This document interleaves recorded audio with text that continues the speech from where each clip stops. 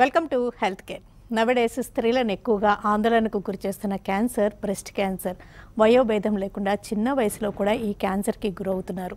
మరి ఈ క్యాన్సర్ని గుర్తించడం ఎలాగా, ఇతర బ్రెస్ట్లో వచ్చే చేంజెస్ని క్యాన్సర్ అని ఎప్పుడు అనుమానించాల్సి ఉంటుంది, సిస్టులు కానీ అలాంటివి ఉన్నప్పుడు ఎలా గమనించుకోవాలి, బ్రెస్ట్లో లంప్ని ఎప్పుడు అనుమానించాల్సి ఉంటుంది, బ్రెస్ట్ క్యాన్సర్ లక్షణాలు ఎలా ఉంటాయి, నిర్ధారించే పరీక్షలు ఏంటి, ముందుగానే గుర్తించాలంటే ఎలాంటి అవగాహన ఉండాలి, ఈ వివరాలన్నీ అందించడానికి Medwin hospitals surgical oncologist doctor MSS Keerthi garu మనతో ఉన్నారు. ఆమెను అడిగి మరిన్ని విషయాలు తెలుసుకుందాం. హలో అండి, వెల్కమ్ టు ది షో. నమస్తే అండి. బ్రెస్ట్ క్యాన్సర్ ఇన్సిడెన్స్ గురించి ఏమంటారండి? అసలు అవేర్నెస్ ఉందంటారా? మీ దగ్గరకు వచ్చేసరికి లేట్ స్టేజ్లో వస్తున్నారా, ఎర్లీ స్టేజ్లో రాగలుగుతున్నారా? రీసెంట్ టైమ్స్లో కొంచెం అవేర్నెస్ పెరిగిందండి. ఈవెన్ పెయిన్ కానీ కొంచెం నాడ్యులారిటీ ఉన్నా కానీ, అంటే చిన్నగా ఏదో గట్టిగా అనిపించినా కానీ దే కమింగ్. బట్ అదే ఇప్పుడు యాక్చువల్లీ రీసెంట్ అంటే యంగ్ అరౌండ్ 20-30s వాళ్ళు slight pain also they are very suspicious, అంటే అనుమానం ఎక్కువగానే ఉండి వాళ్ళు వస్తున్నారు అనమాట. ఓకే. కాకపోతే ఆ fear factor is always there. And ఇంకొకటి ఏంటంటే యాక్చువల్గా ఆ set of people who are actually presenting with breast cancer వాళ్ళు మటుకు కొంచెం డిలే చేసే వస్తున్నారు. Okay. So the elderly generation they little hesitant, అంటే చూపించుకోవాలంటే మనకి కొద్దిగా డిలే చేసి అరే చూద్దాం తగ్గిపోతుందేమోలే, ఓకే చూపెట్టుకోవాలా బ్రెస్ట్ కదా, వేర్ టు గో, ఆ డౌట్స్తో they wait for some more time, ఇంకొద్ది టైం తీసుకొనే వస్తున్నారు, ఒక 6 months అలాగా. అంటే యూజువల్గా బ్రెస్ట్ క్యాన్సర్ ఇన్సిడెన్స్ కూడా ఏజ్తో పాటు పెరిగే రిస్క్ ఉంటుంది. అండ్ చిన్న వయసు వాళ్ళలో కూడా చూడడానికి అంటే ఉండే రిస్క్ కూడా ఉంటుంది. ప్రీవియస్లీ ఎలా అంటే 50 and above అన్న కాన్సెప్ట్ ఉండేది. Then it is like 40, 35. So actually speaking, so 25 years నుంచి you have to be actually cautious ఈ బ్రెస్ట్ సెల్ఫ్ ఎగ్జామినేషన్ అనేది. అందుకనే ఇట్ ఈస్ హైలైటెడ్ మోర్, అంటే వాళ్ళగా వాళ్ళు గమనించుకుంటూ ఉండాలి అని చెప్పి. ఓకే. ఈ రొమ్ము క్యాన్సర్ అసలు ఎంతవరకు వంశపారంపర్యం? దీంట్లో మనకి ఏంటంటే జెనెటిక్ ఉంటుంది, ఇలా ఫ్యామిలీగా ఉంటుంది. జెనెటిక్ అంటే స్పెసిఫిక్గా మ్యూటేషన్స్ కొన్ని ఉంటాయి, ఫ్యామిలీలో మ్యూటేషన్స్ రన్ అవుతుంటే అలాగా. కొన్ని ఏంటంటే ఏ కారణం లేకుండా సడన్గా రావటం. So around 20-30% you will find as with a family history. మిగతా శాతం అంతా కూడా స్పాంటేనియస్ వితౌట్ ఫ్యామిలీ హిస్టరీ వచ్చే వాళ్ళే ఎక్కువ శాతం ఉంటారు. ఓకే.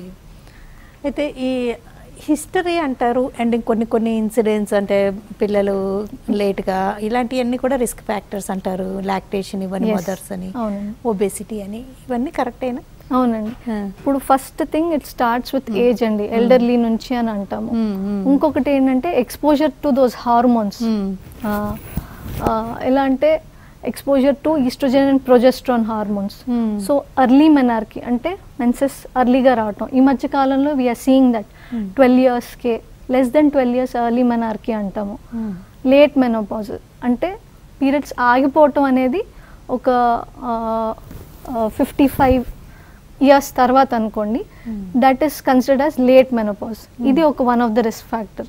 తర్వాత యాజ్ యూ సెడ్ జెనెటిక్ అంటే it is not that only breast cancer ఉంటేనే వాళ్ళకి బ్రెస్ట్ క్యాన్సర్ అని కాదు, ఓవరీ కానీ, లేకపోతే వాళ్ళ ఫ్యామిలీలో ఎవరైనా జెంట్స్కి మేల్ బ్రెస్ట్ క్యాన్సర్ ఇది ఉన్నా కానీ. సో ఇవన్నీ అంటే నాట్ జస్ట్ మన పూర్వీకులకి వాళ్ళకి ఫ్యామిలీలో బ్రెస్ట్ ఉంటేనే మనకి వస్తుంది అని కాదు, వేరే టైప్ ఆఫ్ క్యాన్సర్స్ ఉన్నా కానీ they have to be conscious about it. అంటే ఫ్యామిలీ హిస్టరీలో బ్రెస్ట్ క్యాన్సరే కాదు, సమ్ అదర్ క్యాన్సర్ ఇన్సిడెంట్స్ ఉన్నా కూడా ఈ క్యాన్సర్ గురయ్యే రిస్క్ ఉంది. అంటే ఇవి సిండ్రోమిక్ అంటాము. కొన్ని జీన్ మ్యూటేషన్స్తో ఈ టైప్ ఆఫ్ క్యాన్సర్స్, ఒక గ్రూప్ ఆఫ్ క్యాన్సర్స్ అనేవి రావచ్చు. ఇప్పుడు BRCA1, BRCA2 అనేది ఇప్పుడు వింటూ ఉంటాము. సో వాటిలో ఏంటంటే breast cancer, ovarian cancer, pancreatic cancer and prostate, ఇవన్నీ కూడా ఉంటాయి అన్నమాట. సో ఇవన్నీ కొంచెం కనెక్టెడ్. ఎస్. అంటే ఏదైనా ఒక క్యాన్సర్ వచ్చిందంటే అలాంటి జీన్ ఉన్న వాళ్ళకి మిగతా రిమైనింగ్ క్యాన్సర్స్ కూడా వచ్చే రిస్క్ ఉంటుంది అంటారు. ఇంకొకటి బ్రెస్ట్లో ఎక్సర్సైజ్ అనేది కూడా ఆఫ్ లేట్ ఫిజికల్ యాక్టివిటీ తగ్గిపోయి, అంటే above 18 years obesity is considered one of the risk factor. And habits, like ఇప్పుడు recently I think that has come alcohol consumption, ఇవి these are also risk factors అన్నమాట. Previously these were not there, now they are adding to our culture also, so అందుకని. Okay, women బ్రెస్ట్లో అనేక రకాల మార్పులు జరుగుతూ ఉంటాయి, hormones రిలేటెడ్గా, ఈవెన్ పీరియడ్ ముందు తర్వాత ప్రెగ్నెన్సీ, ఇలాగ రకరకాల స్టేజ్లో ఎన్నో మార్పులు. అసలు ఆ మార్పుల్ని ఎప్పుడు అనుమానించాలంటారు? మనకి సస్పిషన్ రావాలి అంటే ఒకటి ఏదైనా లంప్ ఉండుంటే, లేదు అంటే ఏదైనా స్కిన్ చేంజ్ అంటే అది ఏమైనా చిన్న స్కేలింగ్ లాగా కూడా కావచ్చు, రెడ్నెస్ కావచ్చు, నిపిల్ పైన నిపిల్ డిశ్చార్జ్, నిపిల్ నుంచి బ్లడీ డిశ్చార్జ్ కానీ, లేకపోతే నిపిల్ ఉన్న ప్లేస్లో కాకుండా లోపలికి లాక్కొని వెళ్ళిపోవటం, రిట్రాక్షన్ అంటాం. కొందరికి పుట్టుకతో ఉంటాయి, అప్పటికి ఇప్పటికి ఏమైనా డిఫరెన్స్ వచ్చిందా, ఆ రిట్రాక్షన్లో కూడా ఏమైనా చేంజెస్ వచ్చినాయా అవి గమనించుకోవాలి. ఇంకొకసారి స్కిన్ కూడా థిక్ అయిపోయినట్టు, అక్కడ గట్టిపడినట్టు, ఆ సిమ్టమ్స్ ఏమున్నా కానీ వెంటనే చూపెట్టుకోవటం బెటర్. అంటే లేట్ దశలో గుర్తించడానికి అంటే ఏంటంటారు? ఇలాంటి మార్పుల్ని గమనించలేకపోతారంటారా? లేట్ దశలో రావటానికి రీజన్ మెయిన్లీ వెన్ పేషెంట్లు అడిగినప్పుడైతే వాళ్ళు చెప్పటం చిన్నగానే ఉంది కదా, తర్వాత చూద్దాము, తగ్గిపోతుందేమోలే అనుకున్నాము అని అంటారు. అంటే ఏమోలే మామూలు గడ్డేమో, ఇంకొక కొన్ని రోజులకు తగ్గిపోతుందేమో, చిన్నగానే ఉంది కదా. సో చూపెట్టుకోవాలంటే ఒక ఫియర్ అను హెజిటేషన్ కూడా, అంటే వెళ్ళేది ఇప్పుడు మళ్ళీ ఎక్కువ శాతం జెంట్స్ ఉంటారు డాక్టర్స్ అని, ఆ ఫియర్ ఫ్యాక్టర్ కూడా ఉండొచ్చు వెళ్ళి చూపెట్టుకోవాలి అంటే, అనీజీనెస్. సెల్ఫ్ ఎగ్జామినేషన్ అనేది ఎంతవరకు ఇంపార్టెంట్? సెల్ఫ్ ఎగ్జామినేషన్లో వాళ్ళు సొంతగా ఎగ్జామిన్ చేసుకున్నప్పుడు నిజంగా అంత ఎర్లీ స్టేజ్లో గుర్తించగలరా? వెరీ ఎర్లీ అంటే కాదు, అంటే గడ్డ తగిలినప్పుడు ఇలా స్కిన్ ఈ చేంజెస్ అయితే ఎవిడెంట్గానే కనపడతాయి. సో బ్రెస్ట్ సెల్ఫ్ ఎగ్జామినేషన్ అనేది సిగ్నిఫికెంట్లీ ఇంపార్టెంట్. అంటే మామూలు వాళ్ళల్లో అరౌండ్ 40 years నుంచి డెఫినెట్గా మనం చెప్తాం. ఇన్ జనరల్ అయితే అరౌండ్ 25 years నుంచి కూడా we tell them that just be cautious and watch, అంటే చూసుకోండి ఏమన్నా మార్పులు ఉన్నా కానీ you have to come and see any health care professional, అది గైనకాలజిస్ట్ కావచ్చు, వేరెవర్ దే కంఫర్టబుల్, ఒకసారి చూపెట్టుకుంటే దట్స్ ఎ బెటర్ క్లారిటీ. ఆ తర్వాత మనము అవసరమైతే ఫర్దర్ ఇవాల్యుయేషన్కి ఈజీ ఉంటుంది.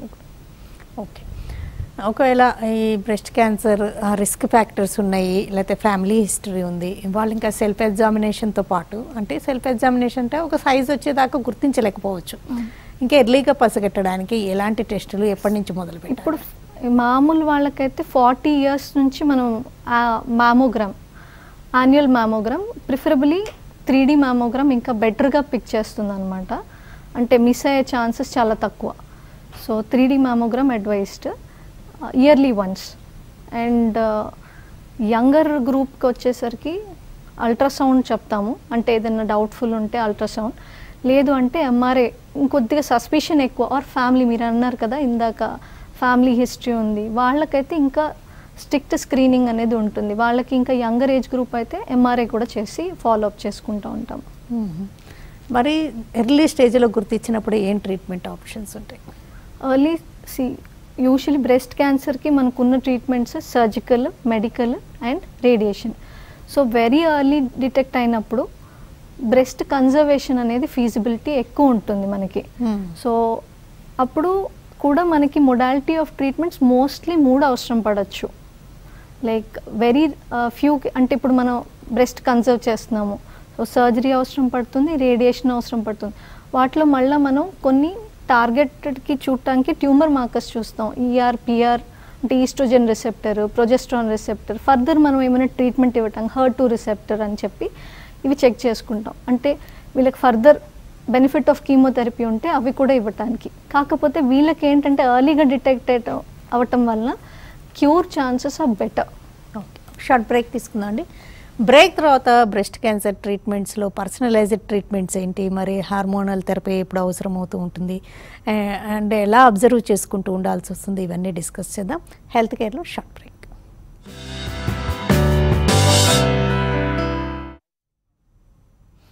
Welcome back to health care.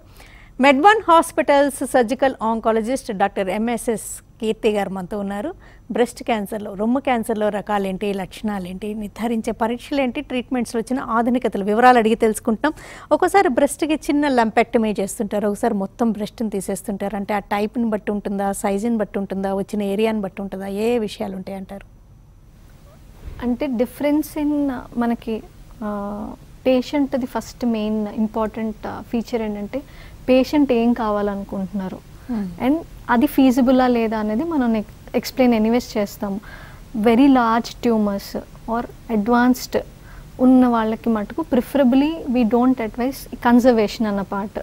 అప్పుడు కూడా వాళ్ళు ఇన్సిస్టెంట్ అంటే కాదు మాకు కన్జర్వేటివ్ కావాలి అంటే కనుక ఫస్ట్ ముందు కీమోథెరపీ ఇచ్చి ఆ సైజ్ రిడక్షన్ అయినాక అవి మనం ఆ ఏరియా మార్క్ చేసుకొని అప్పుడు దాన్ని యూ కెన్ స్టిల్ కన్జర్వ్ అనమాట.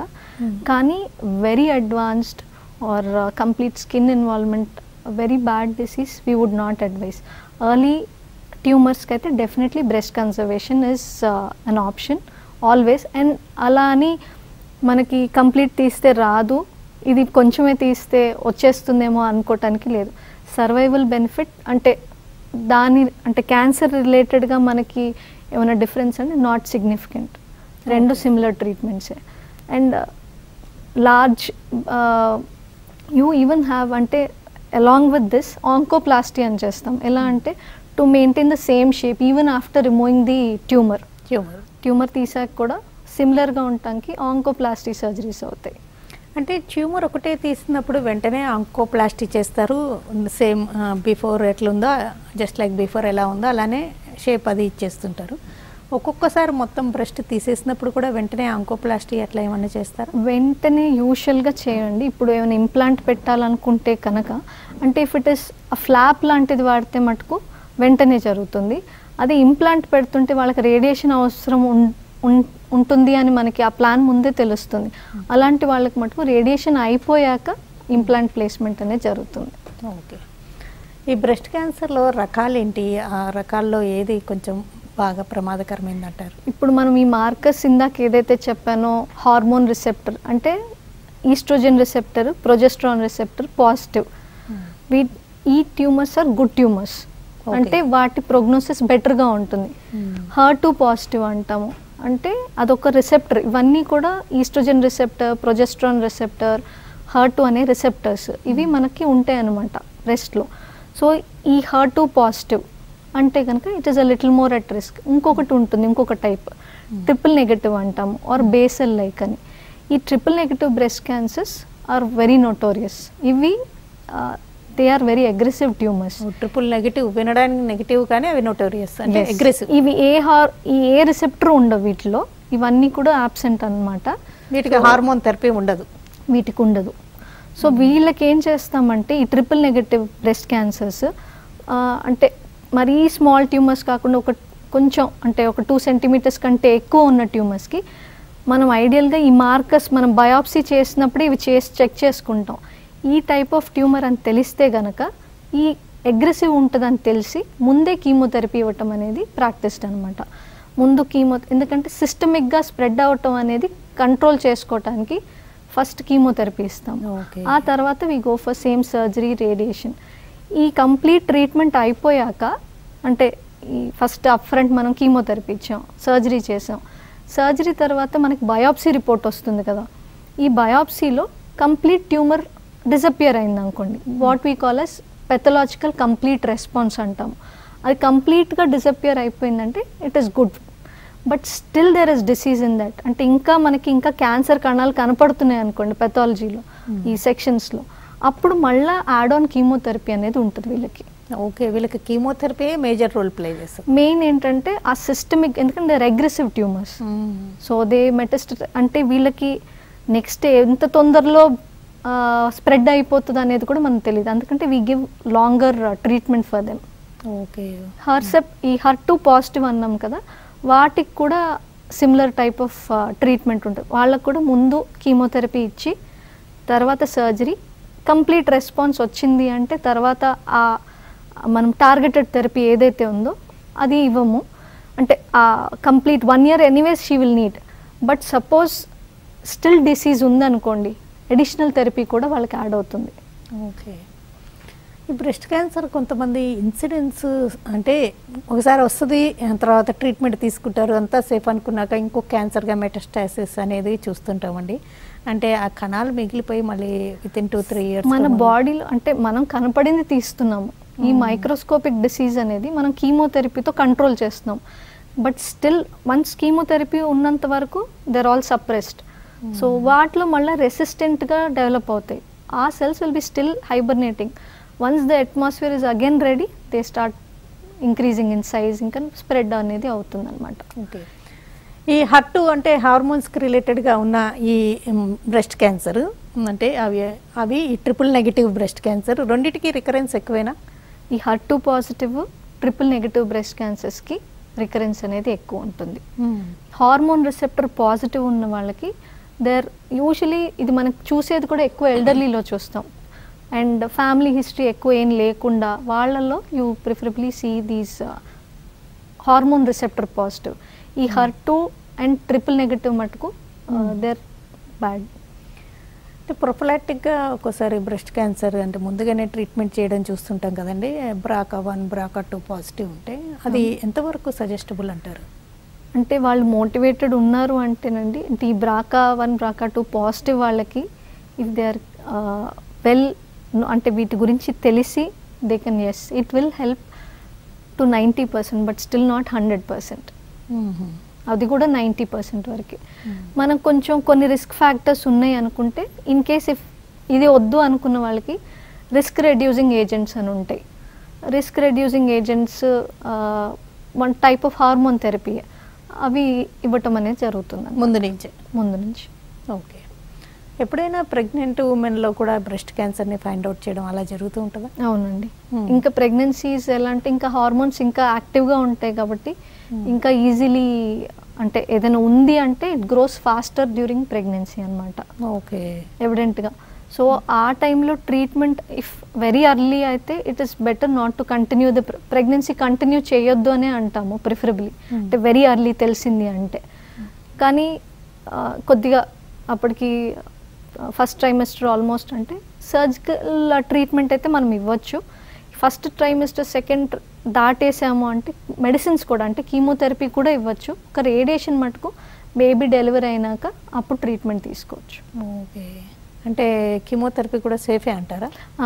ఫస్ట్ ట్రైమెస్టర్లో ఇవ్వమండి, ఈ సెకండ్ థర్డ్లో ఇట్ ఇస్ గివెన్. ఓకే.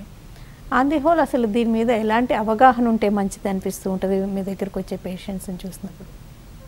అంటే మనకు మీరు అన్నట్టు ఇందాక సెల్ఫ్ బ్రెస్ట్ ఎగ్జామినేషన్ ఏదైతే చెప్పారో అది, యాన్యువల్ మ్యామోగ్రామ్ తీసుకోవటం, స్క్రీనింగ్ మ్యామోగ్రామ్ రెగ్యులర్గా every year they have to go through. And family history ఏదైనా ఉంటే డెఫినెట్గా అది వాళ్ళు రివీల్ చేస్తే కనుక మనం జెనెటిక్ స్టడీస్ కూడా మనం వాళ్ళకి అడ్వైస్ చేయొచ్చు. సో అండ్ సో మ్యూటేషన్ ఉంది అంటే కనుక ఇంకా దగ్గరగా పెడతాం ఫాలోఅప్ అనేది. మరి ఇయర్లీది కాస్త 6 months అలా గ్యాప్లోనే విల్ బీ స్క్రీనింగ్. వాళ్ళ పిల్లలకి కానీ వాళ్ళకి కూడా we get it worked up. ఇంకా బ్రెస్ట్లో ఎలాంటి చేంజ్ వచ్చినా ఇంకా ఇది కామనేలే, ఇది నెలసరికి రిలేటెడ్ అలా అనుకోకుండా ఒకసారి చెక్ చేయొచ్చు కూడా ఇంపార్టెంట్ అండి. ఒకసారి సిస్ట్ అని అట్లా ఎవరికి వాళ్ళు అనుకోకుండా. సిస్ట్ అనుకున్నా కానీ దాంతోపాటు అసోసియేట్ ఏమైనా గడ్డ కూడా ఉండొచ్చు. So it's important.